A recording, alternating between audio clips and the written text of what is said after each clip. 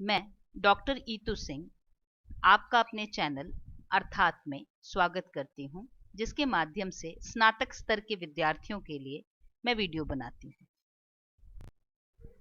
आज हम प्रेमचंद द्वारा रचित नाटक करबला की चर्चा करेंगे। इससे पूर्व मैंने इसका प्रथम भाग बना लिया है और उसका लिंक मैंने डिस्क्रिप्शन बॉक्स में दे दिया है। प्रथम भाग को देखे बिना भाग 2 को समझना संभव नहीं है, अतः देखने वालों से अनुरोध है कि वह प्रथम भाग अवश्य देखें, उसके बाद इस दूसरे भाग में आए। प्रथम भाग में हमने प्रेमचंद के बारे में चर्चा की, उनकी रचनाओं के बारे में चर्चा की। तत्पश्चात प्रेमचंद के नाटक करबला की पृष्ठभूमि, उनके द्वारा दिए गए कथानक और फिर 5 अंकों के उस नाटक की चर्चा प्रारंभ की। प्रथम भाग में कुल 2 अंकों की विस्तृत बातचीत है और इसमें हम अंक 3 से अंक 5 तक की पूरी कथा को देखेंगे। मैंने यह प्रयास किया है कि प्रेमचंद के उस नाटक का मूल भाव आपको इस वीडियो के माध्यम से पहुंचा सकूं। तो आइए हम करबला के तीसरे अंक की शुरुआत करते हैं। वह मार दिए जाते हैं। इसके बाद तीसरा अंक शुरू होता है। मुस्लिम की मृत्यु की खबर हुसैन तक पहुंचती है। हुसैन का काफिला मक्का से कूफा के रेगिस्तान में है। यही हुसैन को मुस्लिम की शहादत की खबर फरजूक आकर देता है। मुस्लिम की बेटी फातिमा को रोते हुए हुसैन ये खबर देते हैं। खेमे में मातम फैल जाता है।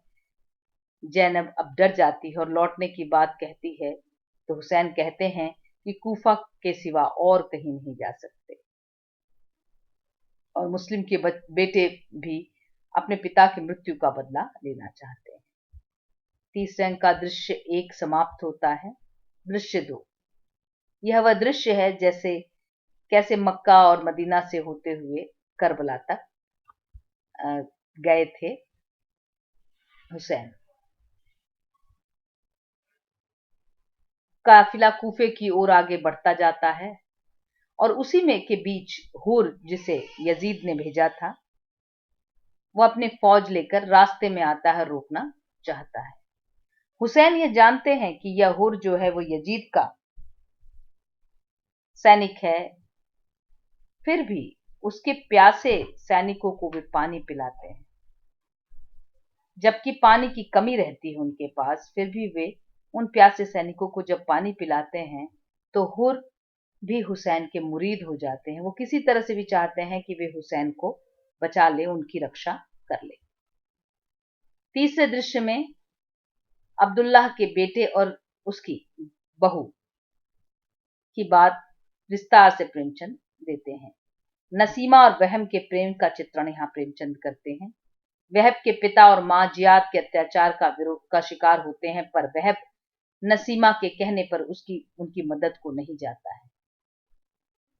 नसीमा वहब को रोकती है क्योंकि वो नहीं चाहती कि उसका पति किसी तरह से पीड़ित हो, लेकिन साथ ही साथ वह दुखी भी रहती है कि प्रेम के हाथों वह मजबूर होकर अपने पति की रक्षा के लिए वह यजीद जैसे व्यक्ति की बैयत लेने की बात उसे कह रही है। चौथे दृश्य में हुसैन का खेमा दिखाया जाता है। वहां पर आधी रात को हुर आता है। वह अपनी स्थिति से बेहद नाखुश है। अब्बास उसे रोकता है तो वह हुसैन से मिलने की गुजारिश करता है। हुसैन को वहां से चले जाने की बात का निवेदन करता है, पर वह नहीं मानते।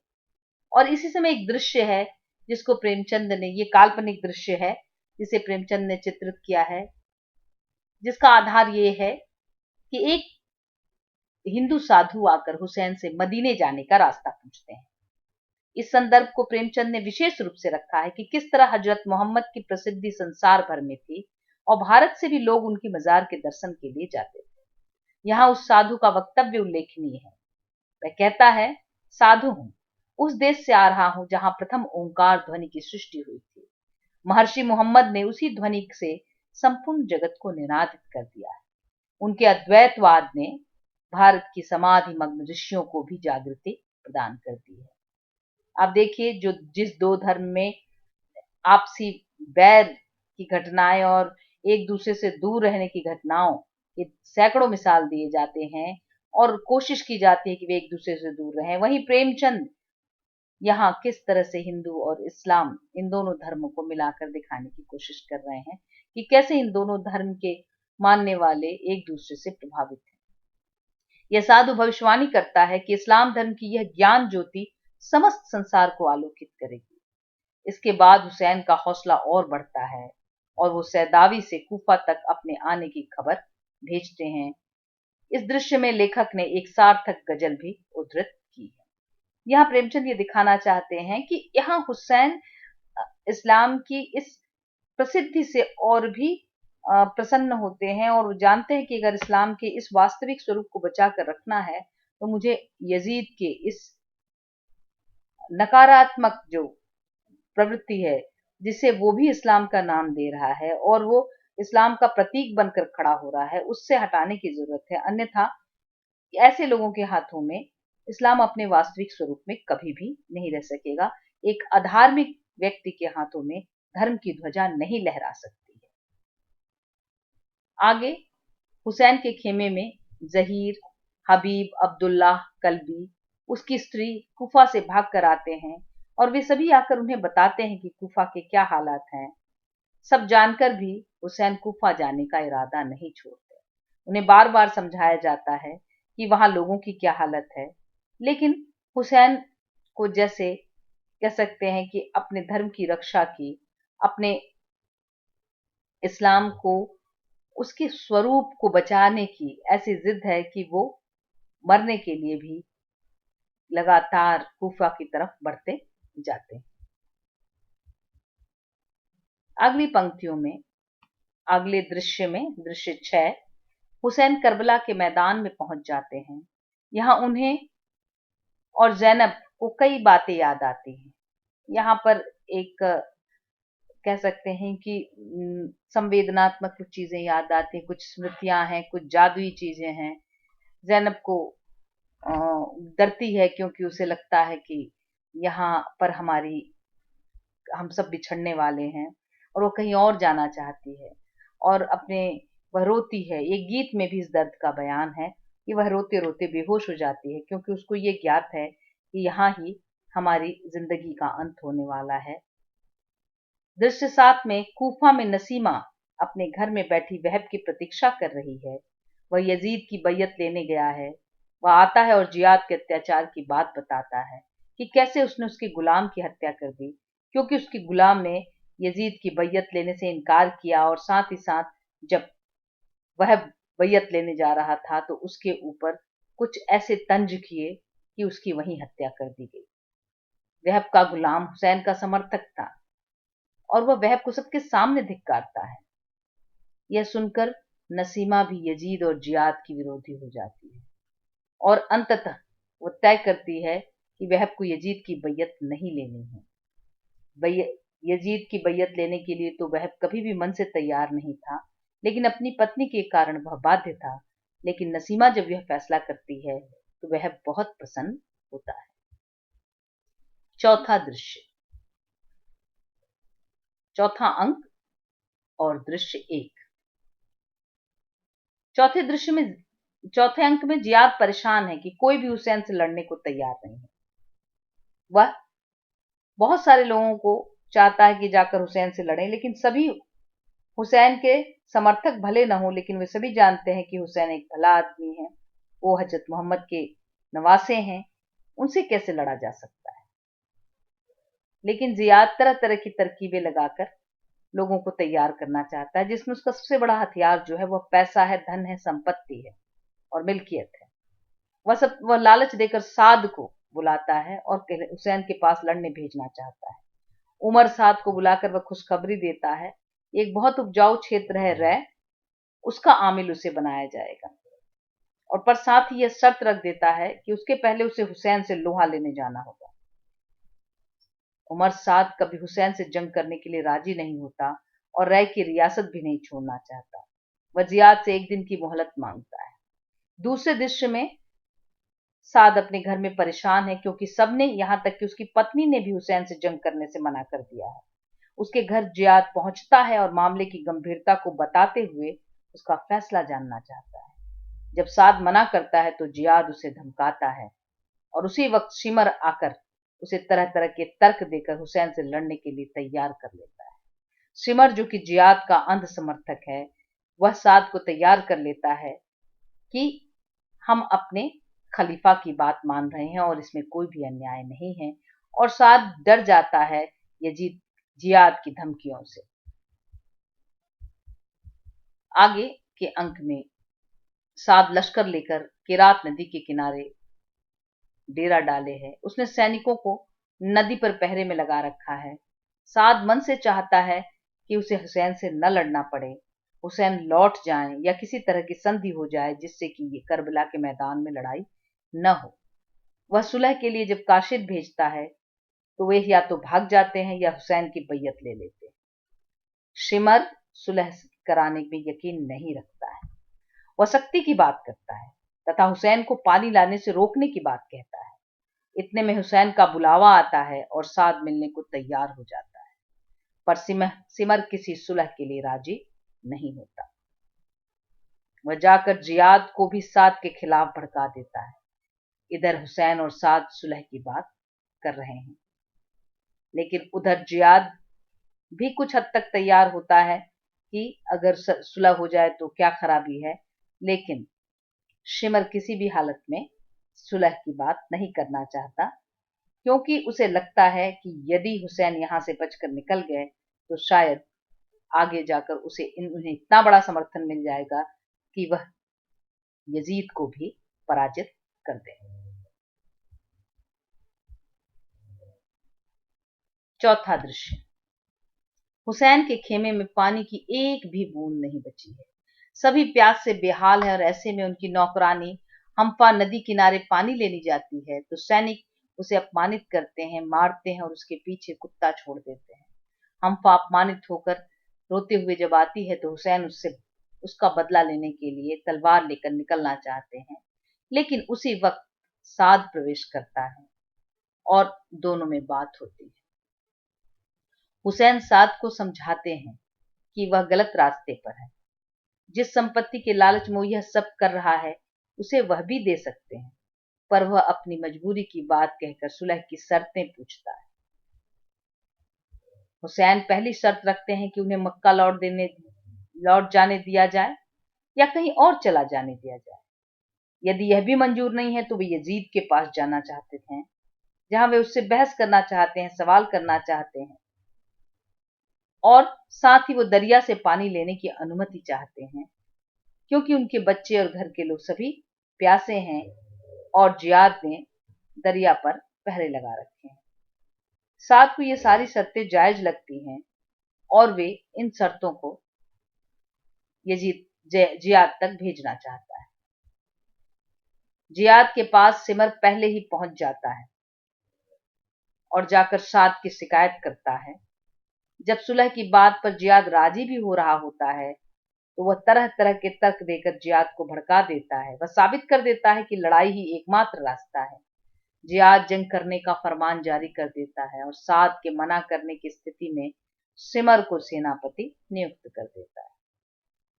छठे दृश्य में हूर और साद, जो कि कहीं न कहीं मन से हुसैन के समर्थक हैं, वो जियाद के जवाब की प्रतीक्षा कर रहे हैं।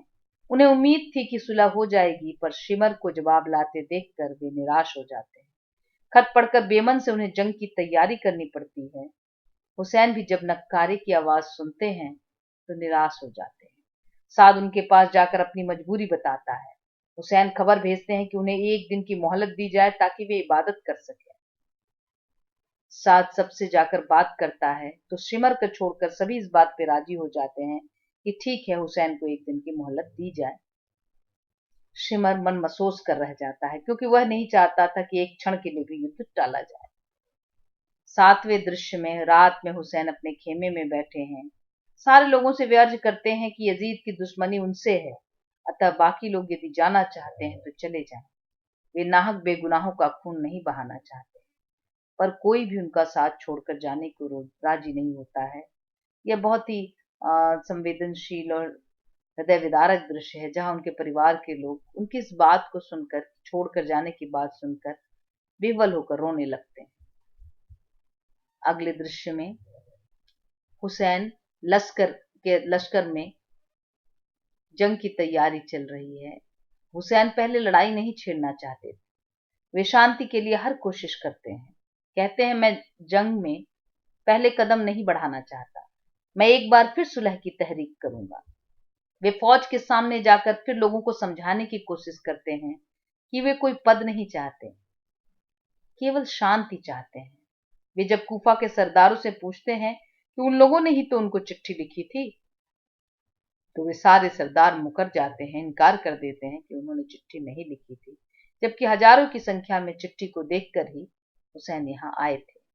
हुसैन को इस झूठ से बेहद दुख होता है, और जब सामने वाले सैनिक उन्हें यजीद की बैयत लेने की बात कहते हैं तो वह साफ इनकार कर देते हैं, और सिमर जो है वह पहला तीर हुसैन पे चलाता है। यहाँ प्रेमचंद ने यह भी चित्रित किया है कि लड़ाई की शुरुआत हजरत हुसैन ने नहीं की थी, और वो चाहते भी नहीं थे कि इस तरह का खून खराबा हो। इसी समय बहस के बीच में ही हुर धीरे धीरे जियाद की सेना से निकलकर हुसैन के लश्कर में जाकर शामिल हो जाता है। 9वें दृश्य में शाम का समय है। खजूर के बाग में नसीमा गा रही है और वह प्रवेश करता है। वह आकर करबला की वस्तु स्थिति का बयान करता है। वे करबला जाने के बारे में सोच रहे होते हैं। इतने में ही साहस राय की सेना हुसैन की मदद के लिए करबला की ओर बढ़ी चली जाती है। उन दोनों को आश्चर्य होता है कि दूसरे धर्म के लोग भी हुसैन की मदद को आ रहे हैं, और हम मुसलमान होकर भी सोचने में वक्त गंवा रहे हैं। वे तत्क्षण निर्णय लेते हैं कि उन्हें भी करबला जाना चाहिए। यहाँ पर भी प्रेमचंद ने चित्रित किया है कि किस तरह इस सेना की, उसकी हिम्मत की बड़ाई नसीमा और वहब दोनों करते हैं। 5वां अंक, अंतिम अंक, इसमें करबला की जंग शुरू हो चुकी है। एक एक करके योद्धा युद्ध भूमि में जा रहे हैं। सबसे पहले हुर जाने की आज्ञा मांगता है। हुर बहुत वीरता के साथ लड़ता है। प्रेमचंद उसकी लड़ाई का विस्तार से वर्णन करते हैं। वह तीरों से छलनी हो जाता है और हुसैन दौड़कर उसके पास जाते हैं और उनकी गोद में ही वह मरता है। दूसरा दृश्य, साद की ओर से यसार और सालिम आते हैं। हुसैन की ओर से अब्दुल्लाह कलवी, जो वहब के पिता हैं, वो जाते हैं, जो अपेक्षाकृत उम्रदार व्यक्ति हैं।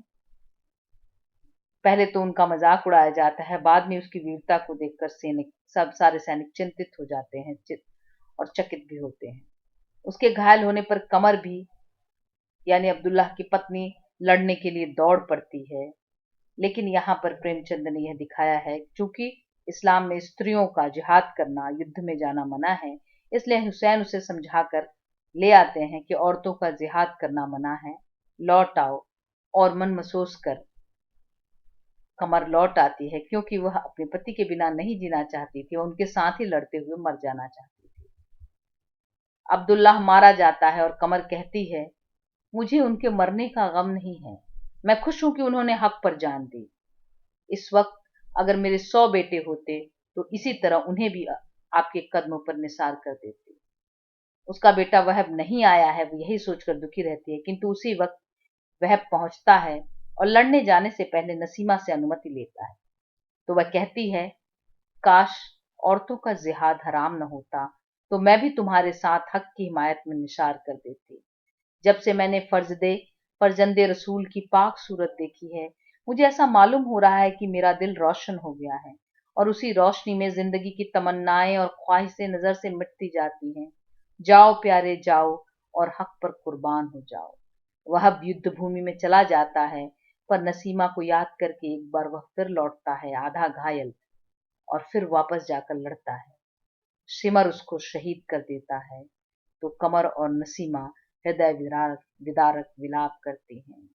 साहस राय नसीमा को सती कहकर पुकारता है, और यहाँ नसीमा सचमुच वहब की मृत्यु का देखने के बाद मर जाती है, और उसका तत्काल उसकी मृत्यु हो जाती है। दृश्य 3 में शिमर बड़ी सेना लेकर हुसैन के खेमे पर हमला कर देता है। हुसैन के योद्धा वीरता से लड़ते हैं, तब तक सिमर खेमे में आग लगा देता है। हबीब, कीस और शीश बहादुरी से सेना को भगा देते हैं। विस्तार से इस नाटक में उसका चित्रण है। यहाँ पर एक और दृश्य है महत्वपूर्ण, जिसकी बात हम यहाँ करेंगे। यही सभी हुसैन के पीछे खड़े होकर नमाज पढ़ते हैं, और जिस वक्त वो नमाज पढ़ रहे होते हैं, साहस राय दुश्मन की सेना से उनकी रक्षा करते हैं। यह अत्यंत प्रभावशाली दृश्य है, जिसके माध्यम से प्रेमचंद ने हिंदू मुस्लिम के बीच की एकता को दर्शाया है। यह धार्मिक सद्भाव की ऐसी तस्वीर है जो सदैव अमर रहेगी। नमाज समाप्त होने पर हुसैन कहते हैं, दोस्तों, मेरे प्यारे गमगुसारों, यह नमाज इस्लाम की तारीख में यादगार रहेगी। यदि खुदा ने इन दलेर बंदों ने हमारे पुश्त पर खड़े होकर हमें दुश्मनों की तीरों से न बचाया होता, तो हमारी नमाज हरगिज न पूरी होती। ऐ हक परस्तों, हम तुम्हें सलाम करते हैं। अगरचे तुम मोमिन नहीं हो, लेकिन जिस मजहब के पैरों, ऐसे हक परवर, ऐसे इंसाफ पर जान देने वाले, जिंदगी को ऐसे नाचीज समझने वाले, मजलूमों की हिमायत में सिर कटाने वाले हों, वहां सच्चा और मिन जानिब खुदा है। वह मजहब दुनिया में हमेशा कायम रहे और नूर इस्लाम के साथ उसकी रोशनी चारों तरफ फैले। अब देखिएगा कि हजरत हुसैन किस तरह से हिंदू धर्म और हिंदू धर्म के लोगों की प्रशंसा करते हैं और दोनों धर्म का एक साथ बढ़ने की कामना करते हैं। प्रेमचंद इन हिस्सों को खास तौर पे इस नाटक में चित्रित करते हैं। आगे हुसैन की इस दुआ का जवाब साहस राय इस तरह देते हैं, मेरी भी ईश्वर से यही प्रार्थना है कि जब कभी इस्लाम को हमारे रक्त की आवश्यकता हो, तो हमारी जाति में अपना वक्ष खोल देने वालों की कमी न रहे। इसके बाद सातों भाई हुसैन से युद्ध भूमि में जाने की अनुमति मांगते हैं। हुसैन न चाहते हुए भी अनुमति देते हैं और सातों भाई भारत की जय गाथा गाते हुए युद्ध भूमि की ओर बढ़ते हैं। वे बड़ी वीरता से लड़ते हुए एक एक करके शहीद होते हैं, क्योंकि शिमर धोखे से युद्ध करता है। हुसैन हिंदू रीति से उनका अंतिम संस्कार करते हैं। उनकी जलती चिताओं को देखकर हुसैन कहते हैं, ऐ खुदा, यह सोज इस्लाम के दिल से कभी न मिटे। इस कौम के लिए हमारे दिलेर हमेशा अपना खून बहाते रहें। यह बीज जो आज आग में बोया गया है, वह कयामत तक फलता रहे। तो किस तरह इस अंक में प्रेमचंद ने दिखाया है कि हिंदू मुसलमानों के लिए जान दे रहे हैं और मुसलमान हिंदुओं के लिए जान देने का वादा कर रहे हैं। चौथा दृश्य, जैनब खेमे में बैठी सोच रही है कि एक एक करके सारे आत्मीय शहीद हो गए। वे अपने दो बेटों के बारे में सोच रही है कि क्या वे युद्ध करेंगे या नहीं। वह उनको मैदान जंग में न जाने के लिए कोसती है। वो चाहती है कि वे दोनों लड़ने के लिए जाएं। उसे लगता है कि उसके बेटे क्यों नहीं जा रहे हैं। तब तक उसके दोनों बेटे ओम और मोहम्मद इस बात पर लड़ते हुए आते हैं कि कौन पहले मैदानी जंग में जाएगा। जैनब का दिल गर्व से भर उठता है और वह दोनों को एक साथ मैदानी जंग में जाने की सलाह देती है। जैनब और सहरबानू पर्दे की आड़ से उन किशोरों का लड़ना और मरना देखती हैं और अंत में जैनब बेहोश हो जाती है। दृश्य 5, रात के 12 बजे लड़ाई थोड़ी देर के लिए बंद है और अब्बास मशक लेकर दरिया में से पानी लेने जाते हैं। अब्बास जो कि हुसैन के चचेरे भाई हैं, वे बेवल होकर उन सब के बारे में, वो खुद पानी नहीं पीते और दरिया के पास पहुंचकर भी पानी नहीं पी पाते हैं। क्यों? क्योंकि उन्हें लगता है कि घर पर सब प्यासे हैं। उनका घोड़ा भी पानी नहीं पीता है। वो सोचते हैं कि यह जानवर होकर भी कितना संवेदनशील है। उस समय जब वे पानी ले रहे होते हैं, तब तक पीछे से यजीद के यानी जियाद के जो सैनिक हैं, वे उन्हें देख लेते हैं और उनकी तरफ दौड़ते हुए आते हैं। अब्बास देखते हैं कि उनका घोड़ा तक पानी नहीं पी रहा है। दरिया से पानी लेकर लौटते हुए समय वो किसी तरह मशक में वो पानी भर लेते हैं और लौटते हैं, तो सैनिक सामने आ जाते हैं और उन्हें पानी ले जाने से रोकने लगते हैं और उनके बीच में जंग शुरू हो जाती है। शिमर सैनिकों को निर्देश देता है कि अब्बास को किसी भी तरह से पानी न ले जाने दिया जाए। अब्बास उनकी निर्दयता पर उसे कोसते हैं कि वह बच्चों तक पर ज्यादतियां कर रहा है, पर कोई भी कुछ सुनता नहीं है। इस बीच आकर साद आकर लड़ाई को रोकने का आग्रह करता है। वह अब्बास को समझाता है कि वह हुसैन के लिए अपनी जान न दे, परंतु अब्बास अपने भाई के प्रति अपनी वफादारी पर टिके रहते हैं। और प्रेमचंद ने यहाँ इन अंकों में भाई पर जान देने वाली जो मरसियां हैं, जो गीत हैं, उनको यहाँ पर उद्धृत किया है। जब तक तब तक सिमर तथा उसके सिपाही अब्बास पर हमला करके उनका हाथ काट देते हैं। वे अपने दूसरे तलवार हाथ में तलवार लेकर लड़ते रहते हैं। वे लड़ते हुए अपने खेमे की ओर बढ़ते हैं और उनका दूसरा हाथ भी कट जाता है। हुसैन दौड़कर खेमे से बाहर आते हैं और अब्बास को अपनी गोद में ले लेते हैं। वे अपने प्रिय भाई अब्बास की मौत पर बिलख बिलख कर रोते हैं।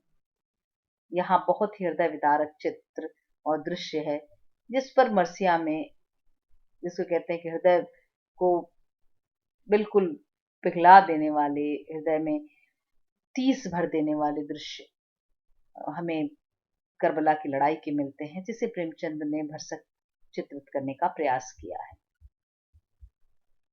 दृश्य 6। इस दृश्य में हुसैन अपने बड़े बेटे अली असगर को प्यासे युद्ध में लड़ते और मरते देखते हैं। उनका छोटा बेटा जो बिल्कुल गोद में है, प्यासा है, दम तोड़ रहा है, जिसे हुसैन देख नहीं पाते हैं। वे सहरबानू से अपने छोटे बेटे को गोद में ले लेते हैं और लेकर उन सेना के समक्ष जाते हैं। वो इतने विह्वल हैं कि वो ईश्वर और खुदा तक को एक क्षण के लिए उन पर भी शंका करने लगते। वे कहते हैं कि मैं एक कटोरे पानी के लिए जन्नत से हाथ धोने को तैयार हूं। वे अपने बच्चे को गोद में लेकर खेमे के बाहर आ जाते हैं और शत्रुओं के सामने जाकर उनसे पानी देने के लिए गिड़गिड़ाने लगते हैं, पर उन बेरहमों को बच्चों पर भी दया नहीं आती है और वे निर्दयी शिमर छोटे बच्चे असगर को तीर मारता है, जो उसकी गर्दन को छेदता हुआ हुसैन की बाजू में छिद जाता है। हुसैन तीर निकालते हैं और बच्चे की जान निकल जाती है। हुसैन खेमे की ओर जाते हैं और बच्चे के खून से चुल्लू भरकर आसमान की ओर उछालते हैं। वो पुत्र वियोग से व्याकुल हैं। इसके बाद बीमार सज्जाद बिस्तर से उठकर युद्ध भूमि की ओर जाता है, तो हुसैन खुद युद्ध के लिए तैयार होते हैं और एक तरह से अंतिम सिपाही, अंतिम सैनिक के तौर पे वो युद्ध करने के लिए निकल पड़ते हैं। हुसैन जब लड़ने के लिए तैयार होते हैं तो सभी बच्चे और औरतें उन्हें घेर कर रोने लगती हैं। जैनब रोते हुए हुसैन से लिपट जाती है। हुसैन अपनी बहन के प्रति अपनी कृतज्ञता कविता के माध्यम से व्यक्त करते हैं। आप देखेंगे उन कविताओं में दोनों भाई बहन के प्रेम का कितना हृदय स्पर्शी चित्रण प्रेमचंद ने किया है। मरकर भी नहीं भूलूंगा एहसान तुम्हारे, बेटों को भला कौन बहन भाई पे वारे। अब पूरी तरह से तैयार होकर हुसैन अपने भीतर पीड़ा, दर्द और प्यासे युद्ध भूमि की ओर चल पड़ते हैं। और हुसैन का युद्ध भूमि में आना अर्थात एक तरह से सेना में हलचल मच जाती है। उनकी अद्भुत ताकत को देखकर सेना भागने लगती है। कुछ सैनिक तो उनसे डरते हैं और कुछ उनसे लड़ना ही नहीं चाहते, क्योंकि वे नहीं चाहते कि वो किसी तरह से हुसैन को घायल करे या हुसैन उनके हाथों शहीद हो। उनकी ताकत से सारी सेना दहल जाती है। ऐसी स्थिति में वे साद और सिमर को युद्ध रोककर सैनिकों को बचा लेने तक की सलाह फिर देते, अर्थात हुसैन अंत अंत तक नहीं चाहते कि उनके हाथों से कोई भी व्यक्ति मारा जाए, लेकिन किसी भी तरह से दूसरा पक्ष रुकने को तैयार नहीं होता है। उनकी ताकत, हुसैन की ताकत को देखकर सभी सहम जाते हैं, क्योंकि प्यासा रहकर उनमें ऐसी ताकत है जो सबको चकित कर देती है। साद मन ही मन उनसे नहीं लड़ने का मन बना चुका है। हुसैन जंग के बीच में से पानी पीने के लिए दरिया की तरफ जाते हैं तो सिमर घबरा जाता है और हज्जाज को उनको रोकने के लिए कहता है। हुसैन पानी पीने जाते हैं तो हज्जाज उन्हें जाकर झूठी खबर देता है कि लश्कर खेमों में, यानी औरतों के खेमों में घुसी जा रही है। वे तुरंत उसकी बात को मानकर अपना घोड़ा खेमे की तरफ मोड़ देते हैं और पानी भी नहीं पीते हैं। वहां जाकर उन्हें पता चलता है कि यह धोखा इसलिए किया गया ताकि वे पानी न पी सके और कमजोर रहें। वे लौटकर दुश्मनों पर फिर टूट पड़ते हैं। शिमर उन पर सारी सेना लेकर हमला कर देता है।